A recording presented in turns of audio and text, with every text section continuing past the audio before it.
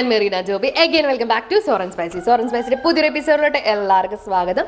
ഇന്ന് ഞാൻ ചെയ്യാൻ പോകുന്നത് ഓൾമോസ്റ്റ് എല്ലാവർക്കും തന്നെ വളരെ ഇഷ്ടപ്പെട്ട ഒരു പനീറിൻ്റെ റെസിപ്പിയാണ്, നമ്മുടെ സ്വന്തം പനീർ ബട്ടർ മസാലയുടെ റെസിപ്പി. അപ്പോൾ നമുക്കിത് വളരെ ഈസി ആയിട്ട് വീട്ടിൽ തന്നെ റെഡിയാക്കി എടുക്കാവുന്നതേ ഉള്ളൂ. അതും റെസ്റ്റോറൻറ്റിലൊക്കെ കിട്ടുന്ന അതേ ടേസ്റ്റിൽ തന്നെ നമുക്ക് വീട്ടിൽ റെഡിയാക്കി എടുക്കാൻ പറ്റും. അപ്പോൾ നമുക്ക് നോക്കിയാലോ ഇത് എങ്ങനെ റെഡിയാക്കി എടുക്കാമെന്ന്. അപ്പോൾ പനീർ ബട്ടർ മസാല റെഡിയാക്കി എടുക്കാൻ വേണ്ടി നമുക്ക് ആവശ്യമുള്ള കാര്യങ്ങൾ എന്തൊക്കെയാണെന്ന് നോക്കാം. ഞാനിവിടെ 250 ഗ്രാം പനീർ ചെറിയ ക്യൂബ്സ് ആയിട്ട് കട്ട് ചെയ്തെടുത്തിട്ടുണ്ട്. പിന്നെ 3 വലിയ തക്കാളി ഇതേപോലെ ചെറുതായിട്ട് കട്ട് ചെയ്തെടുത്തിട്ടുണ്ട്.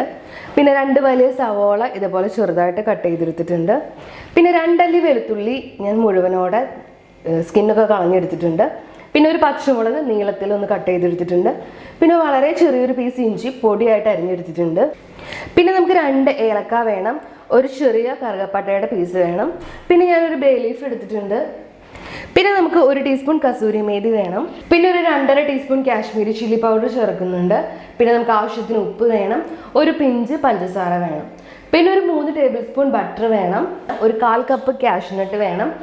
പിന്നെ നമുക്കൊരു 3 ടേബിൾ സ്പൂൺ ഫ്രഷ് ക്രീം വേണം. പിന്നെ 1 ടേബിൾ സ്പൂൺ വെജിറ്റബിൾ ഓയിൽ വേണം. അപ്പോൾ ഇത്രയും കാര്യങ്ങൾ മതി പനീർ ബട്ടർ മസാല റെഡിയാക്കി എടുക്കാൻ വേണ്ടിയിട്ട്. അപ്പോൾ നമുക്കിത് എങ്ങനെ റെഡിയാക്കാൻ നോക്കാം. അപ്പോൾ അടുപ്പത്ത് ഞാനൊരു പാൻ വെച്ച് കൊടുത്തിട്ടുണ്ട്. ഇനി നമുക്ക് ഇതിനകത്തോട്ട് 1 ടേബിൾ സ്പൂൺ ഓയിൽ ഒഴിച്ചു കൊടുക്കാം. അപ്പോൾ ഓയിൽ ഒന്ന് ചൂടായി വന്നിട്ടുണ്ട്. ഇനി നമുക്ക് ഇതിനകത്തോട്ട് സവോള ചേർത്ത് കൊടുക്കാം. എന്നിട്ട് ഇതൊന്ന് വഴറ്റി കൊടുക്കുക. ഇനി സവോള നന്നായിട്ട് ബ്രൗൺ കളറൊന്നും ആവണ്ട, ജസ്റ്റ് ഒന്ന് വാടി വന്നാൽ മതി. അപ്പോഴേക്കും നമുക്ക് തക്കാളി ചേർത്ത് കൊടുക്കാം. അപ്പോൾ സവോള ചെറുതായിട്ടൊന്ന് വാടി വന്നിട്ടുണ്ട്. ഇനി നമുക്ക് ഇതിനകത്തോട്ട് തക്കാളി ചേർത്ത് കൊടുക്കാം. കൂടെ തന്നെ വെളുത്തുള്ളി ചേർത്ത് കൊടുക്കാം, ബേ ലീഫ് ചേർത്ത് കൊടുക്കാം, കറുകപ്പട്ട ചേർത്ത് കൊടുക്കാം, ഏലക്കായും ചേർത്ത് കൊടുക്കാം. ഇതിൻ്റെ കൂട്ടത്തിൽ തന്നെ ആവശ്യത്തിനുള്ള ഉപ്പും കൂടെ ഞാൻ ചേർത്ത് കൊടുക്കുകയാണ്.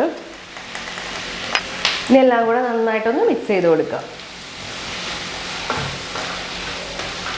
ഇതിൻ്റെ കൂട്ടത്തിൽ തന്നെ നമുക്ക് എടുത്തു വെച്ചിരിക്കുന്ന കാഷ്നട്ടും കൂടെ ചേർത്ത് കൊടുക്കാം.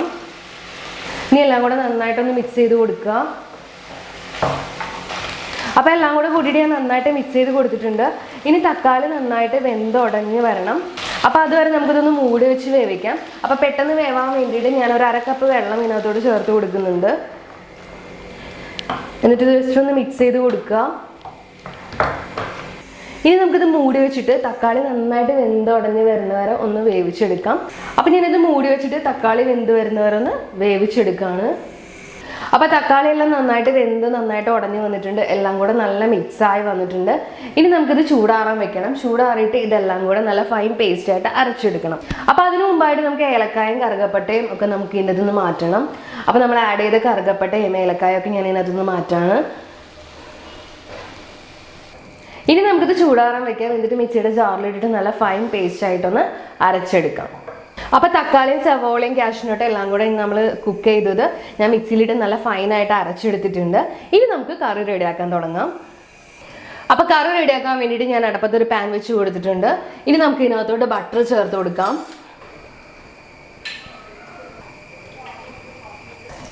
അപ്പോൾ ബട്ടർ നന്നായിട്ട് മെൽറ്റായി വന്നിട്ടുണ്ട്. ഞാൻ ഇതിനകത്തോട്ട് ഒരു പച്ചമുളകും നമ്മൾ അരിഞ്ഞു വെച്ചിരിക്കുന്ന ഇഞ്ചിയും കൂടെ ചേർത്ത് കൊടുക്കുകയാണ്. ഇത് ചെറുതായിട്ടൊന്ന് മൂത്ത് വരട്ടെ ഇഞ്ചി. അപ്പോൾ ഇഞ്ചി നന്നായിട്ടൊന്ന് മൂത്ത് വന്നിട്ടുണ്ട്. ഇനി നമുക്ക് ഇതിനകത്തോട്ട് കാശ്മീരി ചില്ലി പൗഡർ ചേർത്ത് കൊടുക്കാം. ഞാൻ ഇതിനകത്തോട്ട് കാശ്മീരി ചില്ലി പൗഡർ ചേർത്ത് കൊടുക്കുകയാണ്. ഇത് നന്നായിട്ടൊന്ന് മിക്സ് ചെയ്ത് കൊടുക്കുക. മുളക് പൊടി കരിഞ്ഞു പോകാൻ പാടില്ല, ജസ്റ്റ് ഒന്ന് മൂത്ത് വന്നാൽ മതി. അപ്പോൾ മുളക് പൊടി നന്നായിട്ട് മൂത്ത് വന്നിട്ടുണ്ട്. ഇനി നമുക്ക് ഇതിനകത്തോട് നമ്മൾ റെഡിയാക്കി വെച്ചിരിക്കുന്ന അരപ്പ് ചേർത്ത് കൊടുക്കാം. ഞാൻ അരപ്പ് ചേർത്ത് കൊടുക്കുകയാണ്. നന്നായിട്ടൊന്ന് മിക്സ് ചെയ്ത് കൊടുക്കുക. ഇനി നമുക്ക് ഇതിനകത്തോട്ട് കുറച്ച് വെള്ളം കൂടെ ചേർത്ത് കൊടുക്കാം. അപ്പം ഞാൻ ആ ജാറിലോട്ട് കുറച്ച് വെള്ളം ഒഴിച്ചിട്ട് ഇതിനകത്തോട്ട് ചേർത്ത് കൊടുക്കുകയാണ്. ഞാൻ ഇതിനകത്തോട്ട് ഒരു 1/4 കപ്പ് വെള്ളം കൂടി ചേർത്ത് കൊടുക്കുന്നുണ്ട്. നമ്മുടെ മിക്സിയുടെ ജാറിൽ ഒരു 1/4 കപ്പ് വെള്ളം കൂടി ഒഴിച്ചിട്ട് ഒന്ന് മിക്സ് ചെയ്തിട്ടാണ് ചേർത്ത് കൊടുത്തിട്ടുള്ളത്. ഇനി ഇതും കൂടി കൂട്ടിയിട്ട് നന്നായിട്ടൊന്ന് മിക്സ് ചെയ്ത് കൊടുക്കുക. അപ്പോൾ ഞാൻ വെള്ളം കൂടി കൂട്ടിയിട്ട് നന്നായിട്ട് മിക്സ് ചെയ്ത് കൊടുത്തിട്ടുണ്ട്. ഇപ്പം നല്ല തിക്കാണ്, അതേപോലെ തന്നെ ക്രീമിയാണ് ഗ്രേവി. നിങ്ങൾക്ക് കുറച്ചും കൂടി വെള്ളം വേണമെങ്കിൽ ഒരു 1/4 കപ്പും കൂടി ചേർത്ത് കൊടുക്കാം. ഇതിപ്പോൾ അത്യാവശ്യം നല്ല തിക്നെസ് ഉണ്ട്, എന്നാൽ അത്യാവശ്യം ലൂസായിട്ടുള്ള ഒരു ഗ്രേവിയാണ്. അപ്പം നിങ്ങളുടെ ഇഷ്ടത്തിനനുസരിച്ച് വെള്ളം വേണമെങ്കിൽ ഒരു 1/4 കപ്പ് കൂടി ചേർത്ത് കൊടുക്കാം. ഇനി നമുക്ക് ഇതിനകത്തോട്ട് പനീർ ചേർത്ത് കൊടുക്കാം. ഞാൻ പനീർ ചേർത്ത് കൊടുക്കുകയാണ്. എന്നിട്ടൊന്ന് മിക്സ് ചെയ്ത് കൊടുക്കുക. കൂടെ തന്നെ നമുക്ക് കുറച്ച് കസൂരി മേഥിയും കൂടെ ചേർത്ത് കൊടുക്കാം. ഇതിനകത്തോട്ട് ആവശ്യമുണ്ടെങ്കിൽ ഒരു അല്പം ഉപ്പും കൂടി ചേർത്ത് കൊടുക്കാം. ഞാനിപ്പോൾ ഒരു അല്പം ഉപ്പ് ചേർത്ത് കൊടുക്കുകയാണ്, കുറച്ച് ഉപ്പിൻ്റെ കുറവുണ്ട്. ഇനി എല്ലാം കൂടെ നന്നായിട്ടൊന്ന് മിക്സ് ചെയ്ത് കൊടുക്കുക. ഇനി നമുക്കൊരു 5 മിനിറ്റ് ഒന്ന് കുക്ക് ചെയ്തെടുക്കാം. ഇത് നന്നായിട്ടൊന്ന് തിളച്ച് വരട്ടെ. അപ്പോൾ ഇപ്പോൾ കറി നന്നായിട്ട് കിടന്ന് തിളയ്ക്കുന്നുണ്ട്. നമ്മളൊരു 5 മിനിറ്റ് കൂടെ കുക്ക് ചെയ്തെടുത്തു. ഇപ്പോൾ പനീറിന് ഗ്രേവിയൊക്കെ നന്നായിട്ട് പിടിച്ചിട്ടുണ്ട്. ഇനി നമുക്കിത് മതി.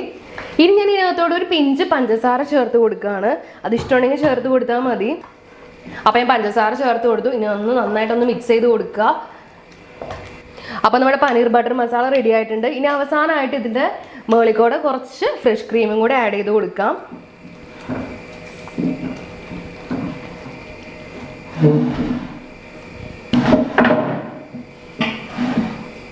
ഇത് നമുക്ക് ചെറുതായിട്ടൊന്ന് മിക്സ് ചെയ്ത് കൊടുക്കാം. അപ്പം നമ്മുടെ അടിപൊളി പനീർ ബട്ടർ മസാല റെഡി ആയിട്ടുണ്ട്. നല്ല ടേസ്റ്റിയാണ്, നമുക്ക് വളരെ എളുപ്പമാണ് റെഡിയാക്കി എടുക്കാൻ വേണ്ടിയിട്ട്. ചപ്പാത്തിയുടെ കൂടെയും ബട്ടർ നാൻ്റെ കൂടെ ഒക്കെ കഴിക്കാൻ വേണ്ടിയിട്ട് അടിപൊളി കോമ്പിനേഷനാണ്. അപ്പം എല്ലാവരും ഒന്ന് ട്രൈ ചെയ്ത് നോക്കാം കേട്ടോ. അപ്പോൾ കണ്ടില്ലേ, വളരെ എളുപ്പമാണ് നമുക്ക് വീട്ടിൽ റെഡിയാക്കി എടുക്കാൻ വേണ്ടിയിട്ട്. എന്നാൽ ടേസ്റ്റിനൊന്നും യാതൊരുവിധ കുറവുണ്ടാവില്ല, അടിപൊളി ടേസ്റ്റാണ്. അപ്പോൾ എല്ലാവരും ഒന്ന് ട്രൈ ചെയ്ത് നോക്കുക കേട്ടോ.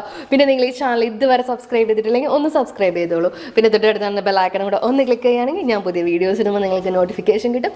പിന്നെ വീഡിയോ ഇഷ്ടപ്പെട്ടാൽ ലൈക്ക് ചെയ്യുക, ഷെയർ ചെയ്യുക, കമൻറ്റ് ചെയ്യുക. അപ്പോൾ നമുക്കിനി അടുത്ത വീഡിയോയിൽ വേറൊരു റെസിപ്പി ആയിട്ട് കാണാം. Bye bye.